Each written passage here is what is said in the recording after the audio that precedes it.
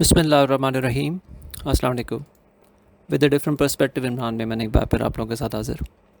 आज का सेशन थोड़ा सा लंबा हो सकता है क्योंकि आज हम न सिर्फ मंथली आउटलुक डिस्कस करेंगे बल्कि कुछ मैं हिस्ट्री भी आपके साथ डिस्कस करूँगा, specially with respect to the IMF, क्योंकि अब हर जगह ये चर्चा हो रहा है कि पाकिस्तान और IMF की डील हो गई है और ये सब चीज़ें जो हैं वो इकोनॉमी को बहुत एक अच्छा बूस्ट दे सकते हैं। इस पर कोई शक नहीं है कि IMF के साथ जो पाकिस्तान की इस वक्त डील हुई है वो एक वेलकम साइन है फॉर द इकोनॉमी, लेकिन साथ साथ ये भी देखना होगा क्या ये वो IMF का प्रोग्राम है जिसमें पाकिस्तान शुरू में गया था या इसमें कुछ चेंजेस हैं। तो ऑब्वियसली इसमें बहुत सारी चेंजेस हैं क्योंकि अब ये वो जो हम 9th और 10th रिव्यू की बात कर रहे थे, ये वो वाला रिव्यू नहीं फाइनलाइज हुआ, बल्कि वो तो इनफैक्ट एक अनसक्सेसफुल डील के तौर पे ख़त्म हो गया। इसके बाद अब हमने एक स्टैंड बाय अरेंजमेंट, जो कि एक शॉर्ट टर्म प्रोग्राम होता है IMF का, उसका जो है वो ऑप्शन हमने लिया है, ये हमारी गवर्नमेंट ने लिया है। और ज़ाहिर है उसमें जो शर्तें हैं वो बहुत ज़्यादा हैं, जिसकी वजह से हमारी energy prices, fuel prices, interest rates और ये सब चीज़ें जो हैं वो कंट्रोल में शायद ना आ सकें उस तरह से जिस तरह से पहले एक्सपेक्ट किया जा रहा था। तो वो सब चीज़ें ना मेरा डोमेन है, ना मेरी इतनी अहलियत है कि मैं उससे बात कर सकूं। उसके लिए आपको न्यूज़ चैनल्स पे, न्यूज़पेपर्स पे, न्यूज़ आर्टिकल्स पे और बाकी डिफरेंट फोरम्स पे, चाहे वो ब्रोकर्स हों, चाहे वो इन्वेस्टमेंट एडवाइज़र्स हों, चाहे वो इकोनॉमिक एक्सपर्ट्स हों, उनकी तरफ से आपको ज़्यादा जो है वो बेहतर एक व्यू मिल जाएगा। लेकिन मैं एक चीज़ ये शेयर करूँगा इंशाल्लाह ताला कि किस तरह से मार्केट ने बिहेव किया, क्योंकि मार्केट ज़ाहिर है आपकी मर्ज़ी पे तो नहीं चलती, मार्केट तो अपने हिसाब से चलती है, और किस तरह से IMF के ऊपर या बाकी इवेंट्स के ऊपर मार्केट ने अपना बिहेवियर दिखाया, ये मैं ज़रा शेयर करूँगा और इंशाल्लाह ताला उसके स्नैपशॉट्स भी आपके साथ जो है वो रखूँगा। तो स्टार्ट करते हैं। सबसे पहले हम जो है इस महीने का एक रिव्यू देख लेते हैं कि जून के महीने के लिए क्या हमने बात की थी और किस तरह से जून का महीना चला। जून के महीने के लिए हमने ये बात की थी कि जो एक सीजनल या जो हिस्टोरिक पैटर्न है 2011 से अब तक, वो बेयर्स को फेवर करता है, क्योंकि 2011 से अब तक 5 दफ़ा जो है वो बुल्स ने कामयाबी हासिल की और 7 दफ़ा बेयर्स ने कामयाबी हासिल की है। और साथ साथ अगर चार्ट्स की बात करें तो 41,950 एक स्ट्रॉन्ग रेजिस्टेंस आपके साथ डिस्कस किया था। साथ साथ जो एक स्ट्रॉन्ग टॉप बताया था वो जो आपको 42,200 से 42,700 की रेंज का बताया था। और स्ट्रैटेजी ओवरऑल यही बताया था कि सेल ऑन स्ट्रेंथ की स्ट्रैटेजी होनी चाहिए। और जो टारगेट्स आप लोगों के साथ शेयर किए थे, ये आप स्क्रीन पे भी देख सकते हैं कि जो जून का आउटलुक आपके साथ शेयर किया था, 1 जून की जो रिपोर्ट मैं बनाता हूँ हमेशा महीने की, उसके मतलब हर आउटलुक रिपोर्ट की जो सेकंड पेज है उसमें मंथली आउटलुक उसमें होता है। और इसी तरह से जून के महीने के लिए भी जो रिपोर्ट बनाई थी उसमें सेकंड पेज पे जो जून का पूरे महीने का आउटलुक था वो उसमें लिखा हुआ था। और जो सेल एंड स्ट्रेंथ की स्ट्रेटजी बताई थी उसमें जो टारगेट्स आप लोगों के साथ शेयर किए थे, वो डाउन साइड पे वो 40,880 से 40,550 इनिशियली, और फिर जो बॉटम डिस्कस किया था वो 39,600 तक का किया था। अगर हम जून के महीने की मूव देखें तो जून के महीने की मूव में हमें एग्जैक्टली उसी तरह से नज़र आई चीज़ जो हमने डिस्कस की थी। और जून के महीने में हमने 42,200 की जो रेजिस्टेंस बताई थी उसने अपना काम किया ड्यूरिंग द मंथ। 42,307 का हमने हाई लगते हुए देखा, उसके बाद एक शार्प लो लगा 39,894 का, 39,600 का आपको एक बॉटम बताया था। और फिर आपको याद होगा कि जब मार्केट ने 40,500 का लेवल तोड़ा था तो मैं हर वक्त ये बात कर रहा था कि अपनी शॉर्ट कवरिंग पे ध्यान दें, do not get carried away. तो आप देखें कि उस अपडेट ने भी अपना काम बहुत ज़बरदस्त तरीके से किया। और 39,894 का हमने एक लो टेस्ट होते हुए देखा, जबकि क्लोजिंग जो है फिर उसके बाद एक बहुत ही शार्प बाउंस के साथ आई और 41,452 पे 122 पॉइंट्स के एक नेट मंथली गेन के साथ जून का महीना जो है वो क्लोज़ हुआ। वॉल्यूम्स की बात करें तो 1.508 बिलियन शेयर्स यानी कि 1.508 अरब शेयर्स ट्रेड होते हुए नज़र आए KSE 100 इंडेक्स स्टॉक से, जो कि मई के मुकाबले में 10.7% डाउन है। And this is an indication कि यहाँ पे जो हमने मूव देखी वो एक अग्रेसिव शॉर्ट कवरिंग की वजह से थी, या जो एक बाउंस हमने देखा वो एक अग्रेसिव शॉर्ट कवरिंग की वजह से था। There was no healthy buying of any sort. और इस बात का जिक्र हमने जब इनफैक्ट जो सेकंड लास्ट वर्किंग डे था उसमें भी हमने जब 1300 पॉइंट्स का एक मूव आते हुए देखा तो वो भी यही बता रहा था कि ये जो 1300 पॉइंट्स का मूव आया है ये सिर्फ़ और सिर्फ एक अग्रेसिव शॉर्ट कवरिंग के बेस पे ही है। इसमें किसी किस्म का कोई हमने कोई अच्छा जिसको कह सकते हैं कि बाय होते हुए नहीं देखा, क्योंकि अगर वो बाय होता तो फिर जब हम डाउन साइड देख रहे थे, जब हम 39,000 के लेवल पे मार्केट को आते हुए देख रहे थे या 39,800 के लेवल पे आता हुआ देख रहे थे, उस वक्त वॉल्यूम्स अगर आते तो फिर उसमें हम ये कह सकते थे कि हाँ ये सब चीज़ें जो हैं वो बड़ी अच्छी तरह से चली हैं। तो ये बड़ा इम्पॉर्टेंट है कि आप ये देखें कि चीज़ें किस तरह से चल रही होती हैं। ख़ास तौर पे वॉल्यूम्स आपको जो है बड़ा ज़बरदस्त तरीके से गाइड कर रहे होते हैं कि किस तरह से प्राइस मूव कर रही है, और वो क्या बता रही है कि क्या हम एक डिस्ट्रीब्यूशन एट हाइज देख रहे हैं या एक्यूमुलेशन एट लोज देख रहे हैं। तो सबसे पहले हम जो जून के महीने का आउटलुक है वो डिस्कस कर लेते हैं, और उसके बाद फिर मैं कुछ हिस्ट्री आपके साथ शेयर करूँगा कि किस तरह से चीज़ें जो हैं वो मूव की हैं on different events. For the month of July अगर हम हिस्ट्री की बात करें तो 2011 से लेके अब तक हमने अगर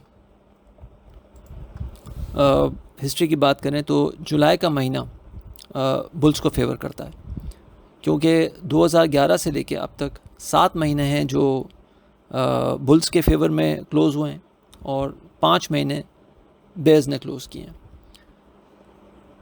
तो हिस्टोरिकल पैटर्न तो बुल्स को फेवर करता है।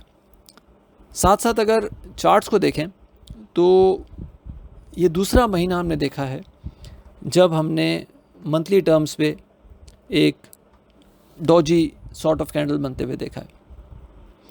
और ये डॉजी कैंडल बनना जो है एक तरफ तो ये बताता है कि इनडिसाइसिव मूव कंटिन्यू हो सकती है, लेकिन जो अप्रैल का महीना था, इस अप्रैल के महीने में हमने एक बुलिश कैंडल देखा और 41,580 पे मार्केट को क्लोज होते हुए देखा। लेकिन उसके बाद मार्केट ने मई का महीना भी और जून का महीना भी 41,580 के ऊपर मूव ली, लेकिन क्लोजिंग नहीं की। और ये दोनों क्लोजिंग्स मई के महीने की भी और जून के महीने की भी, ये दोनों क्लोजिंग्स जो है वो हमने डॉजी पैटर्न्स के साथ देखी, जिसका मतलब ये होता है कि बुल्स जो हैं वो इनडिसाइसिव हो रहे हैं या क्लूलेस हो रहे हैं कि अब क्या करना चाहिए। तो ये तो एक सिंपल कैंडलस्टिक पैटर्न पे बात आती है कि यहाँ पे चीज़ें जो हैं वो बुल्स को कैंडल्स जो है वो ज़्यादा फेवर नहीं कर रही। साथ साथ जून का महीना हमने लोअर हाई और लोअर लो सिनारियो के साथ देखा, यानी कि जो जून के महीने में लो लगा वो मई के लो से ज़्यादा बड़ा लो था, और जो जून के महीने का हाई लगा वो मई के महीने के मुकाबले में कम था। यानी कि मई के महीने में हमने जो हाई लगते हुए देखा वो था 42,389 का, जबकि जून के महीने में जो हाई लगते हुए देखा 42,307 का था। इसी तरह से मई के महीने में जो हमने लो लगते हुए देखा वो 40,780 का था, जबकि जून के महीने में जो लो लगते हुए देखा वो 39,894 का था। तो एक लोअर हाई और लोअर लो सिनारियो भी बुल्स को उस तरह से फेवर नहीं करता। दो चीज़ें हो गई। अच्छा, तीसरी चीज़ अगर हम बात करें तो जनाब जो ट्रेंड लाइन रेजिस्टेंस है इसकी तस्वीर जो है वो मैं अभी आपके साथ ये शेयर कर दी। ये ट्रेंड लाइन रेजिस्टेंस बताती है कि 2021 से मार्केट ने, आप बड़ा क्लियरली देख सकते हैं कि मैंने इवेंट्स भी मैंने लिखे हुए हैं कि 2021 में जो बजट आया था वो मोस्ट फ्रेंडली बजट समझा जा रहा था इकोनॉमी के लिए भी और हमारी स्टॉक मार्केट के लिए भी। और उस वक्त मार्केट ने 48,980 का हाई लगाया था। मैं इस बहस में बिल्कुल नहीं पढ़ूंगा कि लोग उस पर क्या कह रहे थे। मैं सिर्फ ये आपको बताना चाह रहा हूँ कि उस वक्त मार्केट ने किस तरह से मूव लिया। 48,980 का मार्केट ने मूव लिया, उसके बाद मार्केट ने 48,980 का लेवल कभी भी नहीं देखा, अभी तक तो कम से कम नहीं देखा, 2 महीने हो गए। और उसके बाद जो अगला मार्केट ने हाई लगाया वो जनाब लगाया 2021 के अगस्त में 48,144 का। उसके बाद एक सीमेंट्स की रैली चली थी जब कोल प्राइसेस बहुत ज़्यादा नीचे आ गए थे। ये बात है नवंबर 2021 की। और उस वक्त मार्केट ने जो हाई लगाया था वो 47,608 का लगाया था।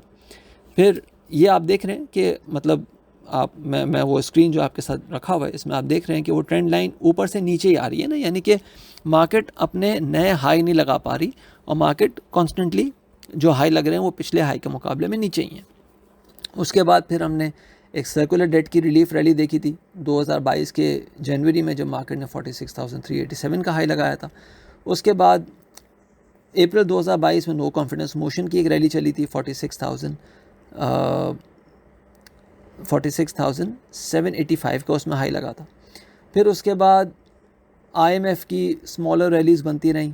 अगस्त 2022 में जब IMF के पैसे में मिल गए थे 7th एंड 8th रिव्यू के, उस वक्त मार्केट ने जो हाई लगाया था वो 43,887 का लगाया था। उसके बाद अक्टूबर और नवंबर 2022 में FATF की कामयाबी के बाद मार्केट ने जो हाई लगाया 43,120 का लगाया। और अब हम करंट IMF की मूव में खड़े में जो कि मई से लेके अब तक चल रही है। हर दफ़ा आपको IMF की एक ख़बर मिलती है और मार्केट में एक स्पाइक आती है और फिर वो स्पाइक जो है वो एक डिसअपॉइंटमेंट में कन्वर्ट हो जाती है। तो ये ट्रेंड लाइन रेजिस्टेंस अब जो है इस वक्त अगर हम बात करें तो ये ट्रेंड लाइन रेजिस्टेंस जनाब जो नज़र आती है वो नज़र आती है 42,100 पे, जो जून के महीने में लाई कर रही थी 42,100 पे। और उस ट्रेंड लाइन पे भी इंडेक्स को जो है वो रिजेक्शन महसूस हुआ। साथ साथ अगर हम बात करें तो मंथली मूविंग एवरेज के बेस पे एक short term crossover, negative crossover बन चुका है जो कि 10 मूविंग एवरेज और 20 मूविंग एवरेज के बीच में है, जिसमें 20 मूविंग एवरेज जो है वो 10 मूविंग एवरेज के ऊपर आ चुका है। और इसके साथ साथ अगर हम फिबोनाची रिट्रेसमेंट की बात करें तो 38.2% retracement between the high of 48,980 जो कि जून 2021 में लगा था, और उसके बाद फिर जो जनवरी 2023 में जो हमने 38,135 का लो देखा था वो 38.2% रिट्रेसमेंट जो है वो भी 42,450 के आसपास लाई कर रहा है। और अगर हम नोट करें तो अगस्त 2021 की तो उस वक्त नहीं बनती वैल्यू, जनवरी 2023 के बाद जो ये जो जनवरी 2023 में जो लो लगा था 38,135 का, उसके बाद ये जो 38.2% रिट्रेसमेंट है 42,450 की, अगर हम देखें तो फरवरी, मार्च, अप्रैल, मई और जून इन 5 महीनों में इस जगह पे इंडेक्स आया और फिर वहाँ पे इंडेक्स को रिजेक्शन महसूस हुआ। तो ये भी बड़ा इम्पॉर्टेंट है। इसके साथ साथ एक अभी स्लाइड आपके साथ शेयर कर रहा हूँ जो कि KSE 100 इंडेक्स का IMF के दौरान जो 2022 से अब तक IMF प्रोग्राम या IMF की जो र्यूमर्स या IMF की न्यूज़ के ऊपर किस तरह से मार्केट ने बिहेव किया, ये मैं ज़रा बताना चाहूँगा। 26 मई 2022 दैट वाज द डे जब पाकिस्तानी गवर्नमेंट ने, जो PDM गवर्नमेंट है, उन्होंने 30 रुपीज़ पर लीटर ऑयल प्राइसेस या पेट्रोल प्राइसेस बढ़ा दी थी। And that was the first indication कि पाकिस्तान IMF के पास या IMF के 7th और 8th रिव्यू के पास जाने में जो है वो अब पहला कदम ले रहा है। उसके बाद मार्केट ने एक मूव लिया और तकरीबन मार्केट ने अगले दिन कोई 500 पॉइंट प्लस 500 पॉइंट की एक रैली दिखाई और फिर वो 500 पॉइंट की रैली अगले 2 या 3 दिन में फेड होके तकरीबन अगर हम 27 मई को जो हमने 43,554 का हाई लगते हुए देखा था, उसके बाद अगर हम 14 जून तक की बात करें तो फिर 40,500 तक मार्केट दोबारा से आ चुकी थी। तो ये 3,000 पॉइंट्स मार्केट ने तकरीबन समझे कि कोई अगले 15 दिनों में इरोड कर दिए। उसके बाद फिर हमने दोबारा से देखा कि जुलाई की 13 तारीख को IMF और पाकिस्तान के बीच एक स्टाफ लेवल एग्रीमेंट हो गया और अगले 2 दिन में हमने फिर 1000 पॉइंट्स की रैली देखी। ये बात है जब 13 जुलाई को ये अनाउंसमेंट आया था कि पाकिस्तान और IMF का स्टाफ लेवल एग्रीमेंट हो गया है, तो 13 जुलाई से लेके 15 जुलाई तक मार्केट ने तकरीबन को 1000 पॉइंट्स ऊपर लिए। अगर मैं लेवल्स की बात करूँ तो 41,344 पे 13 जुलाई को मार्केट ने बंद किया था अपना लेवल, और फिर 42,499 का मार्केट ने 15 जुलाई को हाई लगाया, और उसके बाद 26 जुलाई तक मार्केट 39,700 या 39,500 तक दोबारा गिर चुकी थी। फिर उसके बाद दोबारा से एक IMF का स्पार्क आया और 29 अगस्त को फाइनली IMF के पैसे पाकिस्तान को मिल गए थे, जो कि 7th और 8th रिव्यू के थे, $1.8 बिलियन। और उस दिन जो मार्केट ने एक मूव लिया वो अगर मैं प्रिसाइसली बात करूं तो 41,828 का मार्केट ने लो लगाया, 42,591 का हाई लगाया और 42,504 पे मार्केट ने जो है वो अपनी क्लोजिंग की। लेकिन उसके बाद अगले दिन मार्केट ने 43,052 का एक हाई पोस्ट किया, तकरीबन 500 पॉइंट मार्केट ऊपर गई, और फिर ये 30 अगस्त से लेके 23 सितंबर तक मार्केट दोबारा से 40,600 के लेवल पे आ गई थी। इनफैक्ट उसके बाद फिर मार्केट जनवरी तक तो 38,000 के लेवल पे आ गई थी। तो IMF के ऊपर क्या क्या हुआ ये भी आपको नज़र आ गया। अब IMF के ऊपर आगे क्या होने जा रहा है ये आप खुद समझ सकते हैं। मैं जैसे हमेशा कहता हूँ कि मार्केट आपकी मर्ज़ी पे नहीं चलती, मार्केट जो है वो अपने हिसाब से चलती है। तो 1300 पॉइंट मार्केट ऑलरेडी गेन कर चुकी थी इस खबर के ऊपर कि पाकिस्तान और IMF की डील हो गई है या शहबाज शरीफ साहब ने IMF को मना लिया है। अब तकरीबन 1000 से 1500 पॉइंट्स और हम ऊपर देख सकते हैं, जिसका मतलब ये हुआ कि अगर 41,450 पे मार्केट ने फ्राइडे को या लास्ट वर्किंग डे जो हमारा वेडनेसडे को था उस दिन क्लोज़ किया था, तो उसके बाद अगर 1500 पॉइंट्स के हम ऊपर बात करें तो ये बनते हैं तकरीबन कोई 43,000 के आसपास। मैं नहीं समझता कि मार्केट 42,500 या 42,800 को होल्ड कर सके। अगर इंट्रा डे या इंट्रा वीक को स्पार्क भी आता है तो that can trigger aggressive selling pressure. तो देख के काम करना चाहिए। अब मैं थोड़ी सी हिस्ट्री आपके साथ शेयर करूंगा, और ये तो मैंने IMF का आपको बता दिया, थोड़ी सी हिस्ट्री आपके साथ शेयर करूंगा।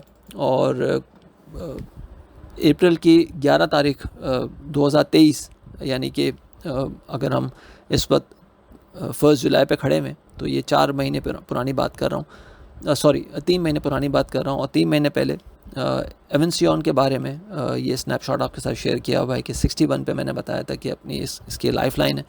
अगर ये लेवल टूटता है तो फिर ये आहिस्ता आहिस्ता 53, 49, 40 और 35 तक भी गिर सकता है। किसी को नहीं मालूम था कि उस वक्त एवेंसियन जो है वो बोनस डिक्लेयर करेगा और बोनस के इस तरह से इम्पैक्ट आएगा। इसके साथ साथ फरवरी 7 ऑफ फरवरी 2023 OGDC के लिए बताया था कि 105 और 109 के बीच में it will be ripen for aggressive shots. That was the day जब आपने या उसके अगले दिन आपने खबर सुनी होगी कि कतर ने OGDC और PPL में बाइंग इंटरेस्ट शो किया है। वो तो बहुत अच्छी खबर आ गई थी, और लेकिन OGDC उसके बाद 109 को सस्टेन नहीं कर सका, और OGDC आज कहाँ है, मेरे ख्याल से 76 या 77 के आसपास ट्रेड कर रहा है। यू कैन इमेजिन कि किस तरह से एक लॉन्ग टर्म व्यू आपके साथ शेयर किया था। इसी स्क्रीन पे आपको HCAR का भी अपडेट नज़र आ रहा होगा, जो मैंने बताया था कि 120 पे अपने जो जिसका अभी होल्डिंग 120 का लेवल जहन में रखे कि अगर ये लेवल टूटता है तो ये 90 तक भी गिर सकता है। वेयर डिड HCAR फेल आप ख़ुद देख सकते हैं। PICT के बारे में 8 मई को ये बताया था कि 148 का एक लेवल है जो इसको होल्ड करना होगा। अगर ये लेवल टूट जाता है तो फिर 134 और इवन 70s में भी आ सकता है। नो वन न्यू के PICT का कॉन्ट्रैक्ट ख़त्म हो जाएगा और इस तरह से चीज़ें होंगी, बट टेक्निकल्स ने आपको पहले वार्न कर दिया था। PSMC के बारे में 28 दिसंबर को ये बताया था कि 152 या 169 का एक लेवल है जो कि ये मैक्सिमम लेवल ऊपर तक जा सकता है, उसके बाद 82 का लेवल आ सकता है। लोगों ने मुझसे पूछा कि आप 82 कह रहे हो या 182 कह रहे हो, तो मैंने कहा 82 कह रहा हूँ। अब वही लोग ये कह रहे हैं कि PSMC का तो प्लांट बंद हो गया था, ये हो गया था, वो हो गया था। दिसंबर में तो कोई ऐसी बात नहीं थी ना, लेकिन दिसंबर में टेक्निकल्स ने बता दिया था कि 169 शायद मैक्सिमम जा सकता है, वहाँ से 82 हो सकता है, यानी कि अपने प्राइस का आधा हो सकता है।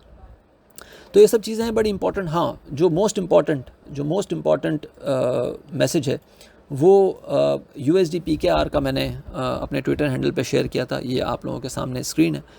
और 3 मई को मैंने बताया था कि USD वर्सेस PKR 295 के ऊपर बहुत मुश्किल है कि होल्ड करे, और ये मैंने इंटरबैंक के रेट के हिसाब से बताया, लिखा हुआ था कि this is according to interbank. और साथ में बताया था कि डाउन साइड जो है 273 टू 245, तो इनिशियली फिर 235 से 288 तक 228 तक भी गिर सकता है। अब सारे के सारे गुरु शुरू हो गए कि जो आपका ये जो IMF की डील हो गई है, इसकी वजह से डॉलर जो है वो 250 या 270 हो सकता है। तो अगेन टेक्निकल्स ने आपको ये इंडिकेशन भी बहुत पहले दे दी थी। तो इन सब चीज़ों को जहन में रखते हुए आप काम करें, और मेरा अभी भी यही व्यू है कि the any spike can be treated as an opportunity to sell, और उसके बाद डाउन साइड का इंतज़ार करें। और मार्केट ने अभी अपने लोज़ पूरे नहीं किए। अपना ख्याल रखिएगा, अपनी राय से प्लीज़ ज़रूर आगाह कीजिएगा। Thank you. अल्लाह हाफ़िज़।